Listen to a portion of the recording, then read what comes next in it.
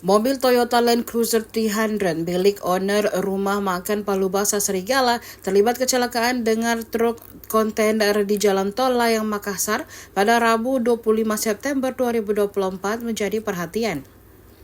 Al-Qadri Hairudin, pemilik rumah makan Palubasa Serigala, sempat ditetapkan sebagai tersangka karena dinilai lalai berkendara dan menewaskan istri dan putranya dalam laka lantas tersebut.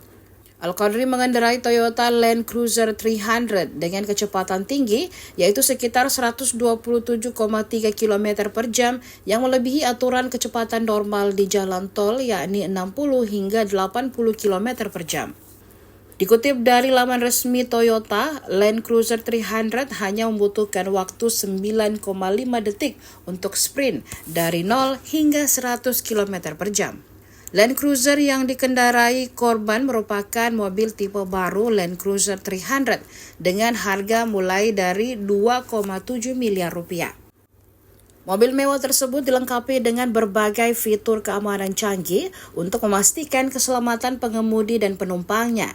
Di antaranya fitur brake assist yang membantu memberikan tenaga pengereman tambahan saat diperlukan dalam keadaan darurat. Selain itu, Land Cruiser 300 dilengkapi dengan Toyota Safety Sense 3.0, memiliki sensor radar canggih untuk mendeteksi kendaraan, pejalan kaki, dan pengendara sepeda. Diinformasikan sebelumnya, mobil yang ditumpangi keluarga pemilik warung makan Palubasa Serigala jenis SUV merek Toyota Land Cruiser 300 berplat nomor B1539CJH ringsek usai menabrak mobil pengangkut kontainer di Tol Layang Andi Pangerang Petarani, Makassar, Sulawesi Selatan pada Rabu 25 September 2024.